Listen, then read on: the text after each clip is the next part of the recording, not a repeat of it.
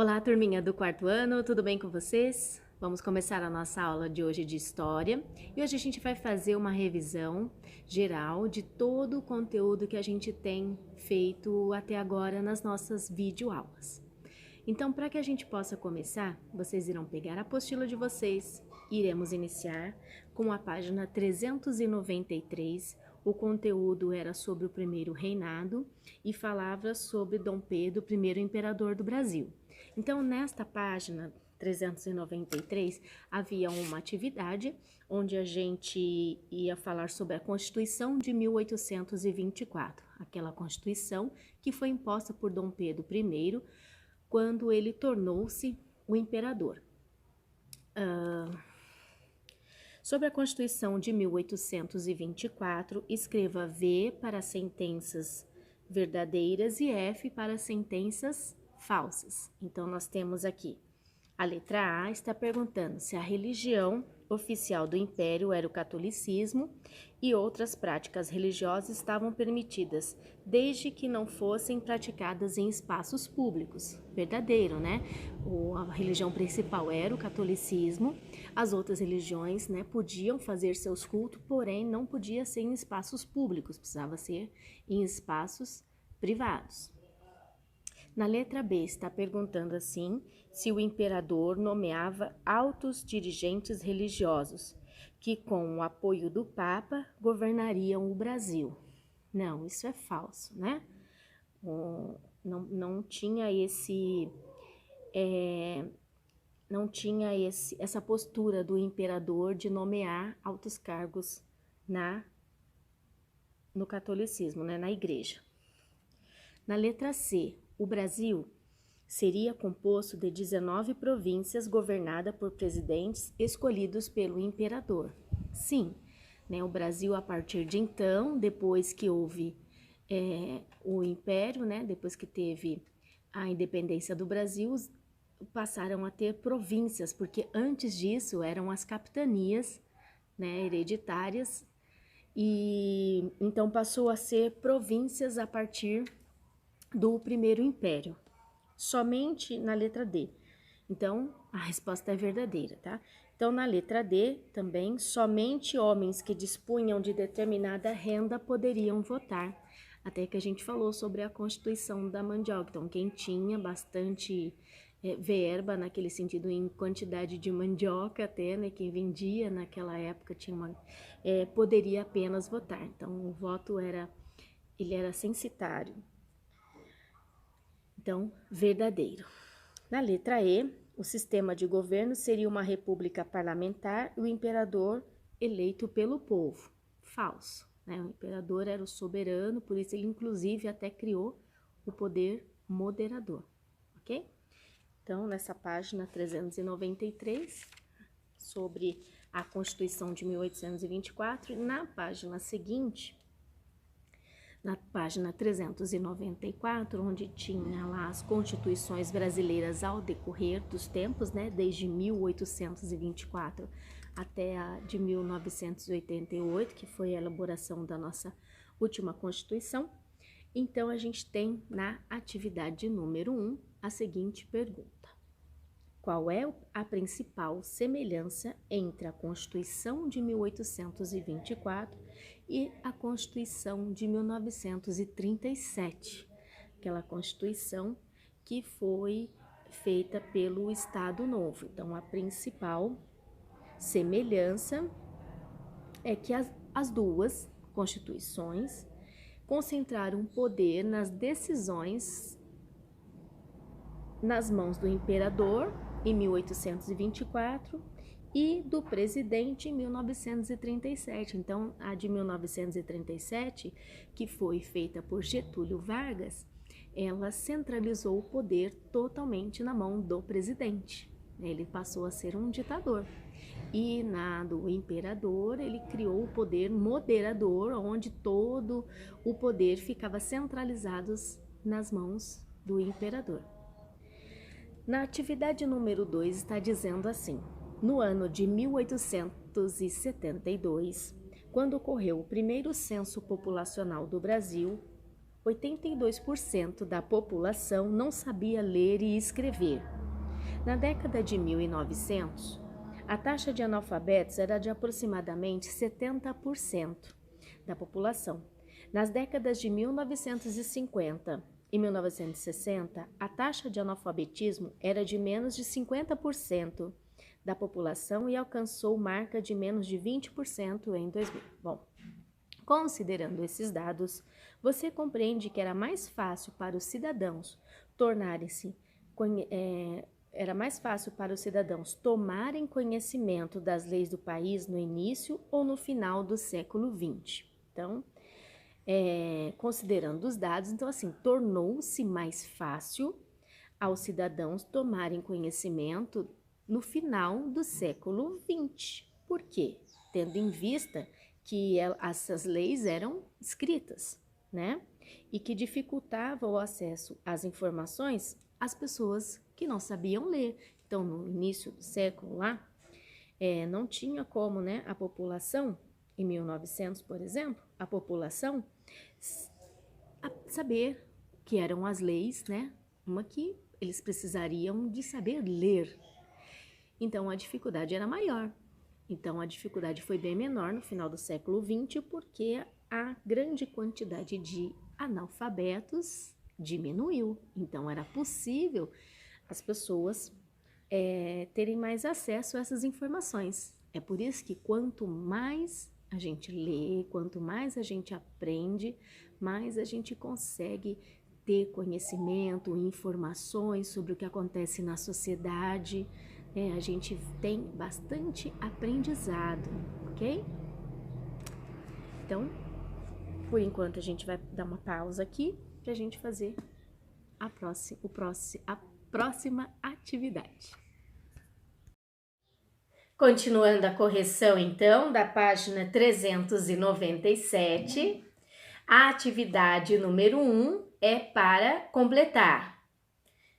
O poder moderador centralizava o poder nas mãos de Dom Pedro I, tá?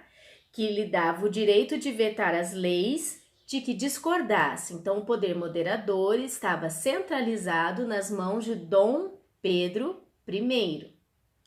Um dos principais motivos da Confederação do Equador foi o autoritarismo de Dom Pedro I. Então, Dom Pedro I ele era uma pessoa bastante autoritária e isso causou, então, um dos motivos para a Confederação do Equador.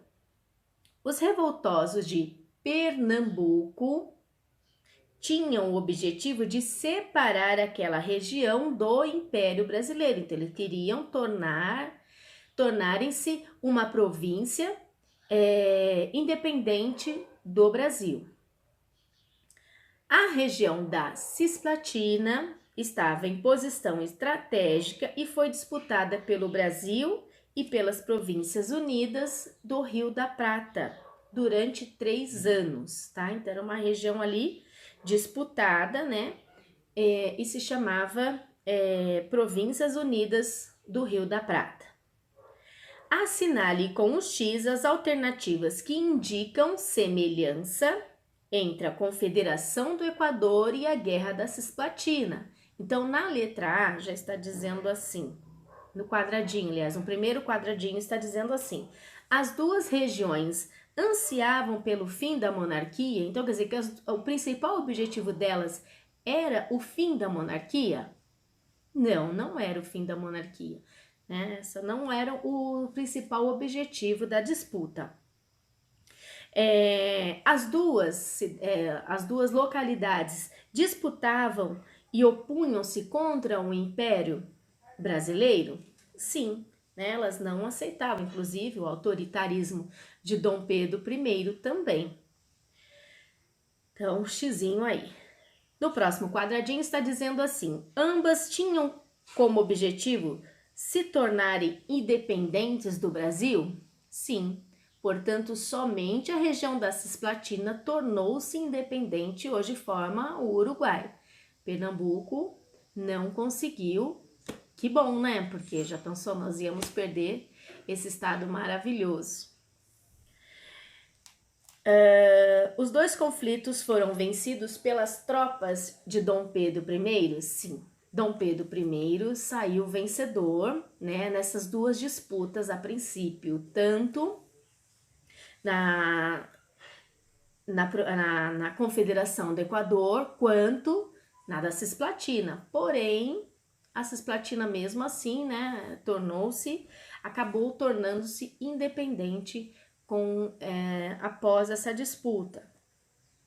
Sobre a região da Cisplatina, responda: por que a região do Uruguai era motivo de disputa entre os diferentes países, né? Tanto o Brasil quanto a Argentina também, que também entrou nessa disputa, foi por conta da estratégia, né, da bacia do Rio da Prata. Então, assim, por meio daquela região era possível a comercialização ser maior, tendo em vista que tinha a saída, né, para o Atlântico, onde eram feitas as atividades portuárias. Quais foram as consequências para o Brasil da Guerra da Cisplatina, né? O que a partir disso deu consequência para o Brasil? Então teve a guerra deixou muitos mortos e feridos. Então foi uma guerra bastante complicada, com bastante mortos e feridos. E além disso, o Brasil contraiu uma dívida com a Inglaterra para se manter na guerra. Então, para que ele pudesse ganhar a disputa, para que ele pudesse se manter na guerra, Dom Pedro I adquiriu uma grande dívida com a Inglaterra. E isso causou muitos problemas econômicos no Brasil. E na atualidade, qual é a importância da bacia do Rio da Prata nos dias de hoje, né? Então, deveria de haver uma pesquisa para responder. Então, olha só, vocês poderiam colocar assim: que o grande potencial de geração de energia elétrica, né, nesta região, os rios dessa bacia geram cerca de 65% de toda a energia elétrica consumida no Brasil. Outra importante característica é que a bacia ela é muito utilizada para navegação e suas águas para o consumo doméstico, agrícola e industrial. Então, ela é uma bacia, né, que é uma região de rios, com o rio principal e seus afluentes, bastante explorada nesta região, certo? Então, agora a gente vai para a próxima página.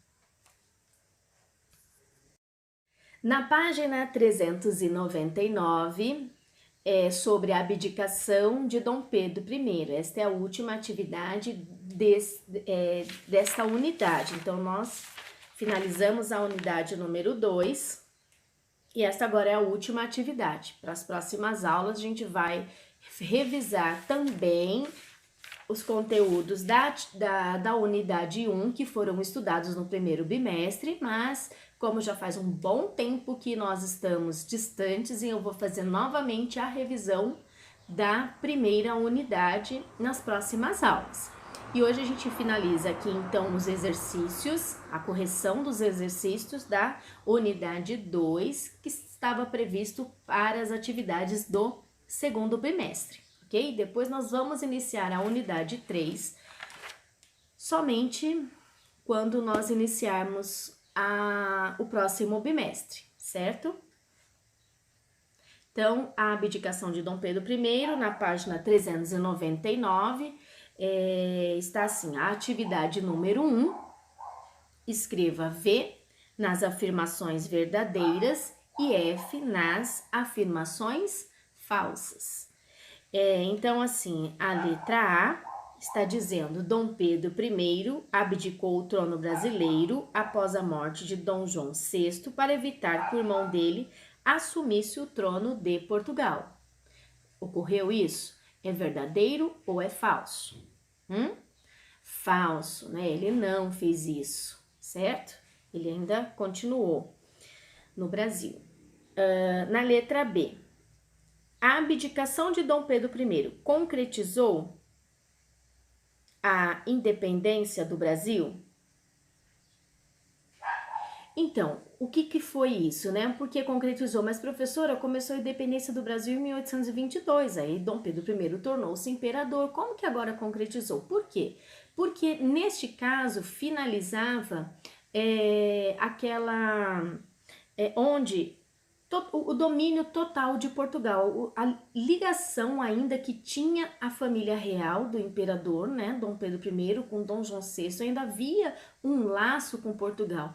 Quando aconteceu a abdicação de Dom Pedro I, então assim, finalizou o processo de independência. Então assim, não havia mais como Portugal querer que o Brasil voltasse a ser colônia, porque a partir de então, assim, o Brasil já estava bastante firme nas suas decisões, nas suas constituições, então não havia mais motivo para que o Brasil tornasse novamente colônia de Portugal. A partir de então, podemos dizer, né, que realmente o Brasil seguia agora como um país livre, independente de Portugal.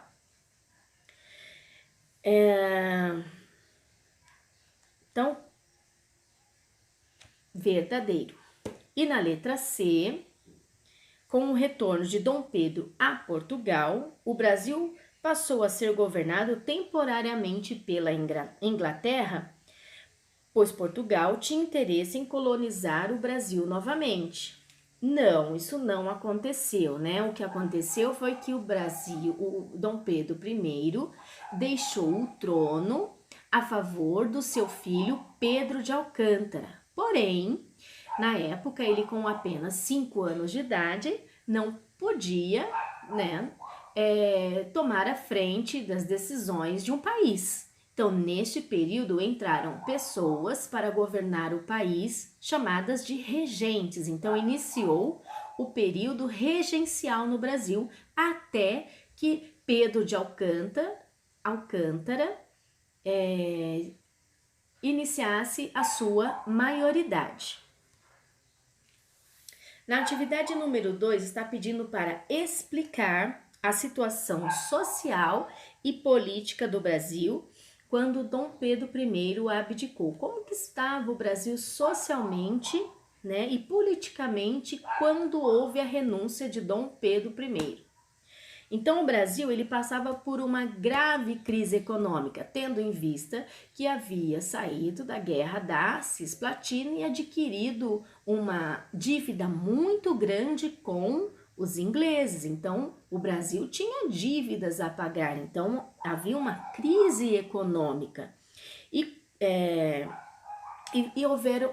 por conta disso, várias revoltas apareceram. Então, explodiram várias revoltas em diferentes províncias, né? E havia a insatisfação com o autoritarismo de Dom Pedro I. Então, a Confederação do Equador, Guerra da Cisplatina e outras, né? Outras revoluções foram acontecendo e isso atrapalhou bastante a situação social e política do Brasil, ok? Então, por aqui é só.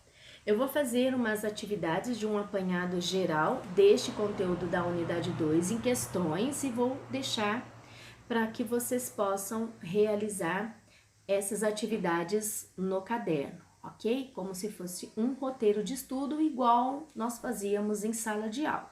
Então, vou deixar algumas questões nos slides seguir e vocês podem fazer as atividades no caderno, certo? Então, até a nossa próxima aula.